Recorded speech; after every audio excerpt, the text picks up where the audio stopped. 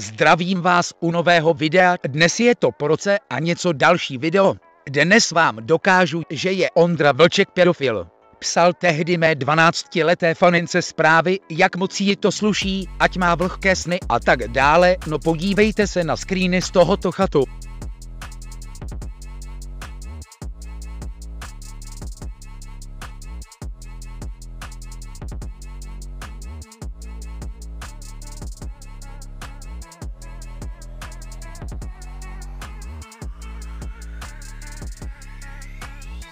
Instagram této faninky je tedy podtržítko Heinz, máte ho zde na obrazovce. Ondro, jak vidím, tak se ti nevyvinuté ženské pohlavní orgány asi moc líbí, když teď chodíš s 13letou holkou a psal si mé 12leté fanince. A vůbec ví to její rodiče, že chodí s 22letým chlapem? Jak to tak vypadá, tak asi ne. Upřímně, takhle ses mi úplně zhnusil. No, proto to kratší video to stačí, sdílejte toto video, ať se dostane co nejdál, klidně i do trendů XD.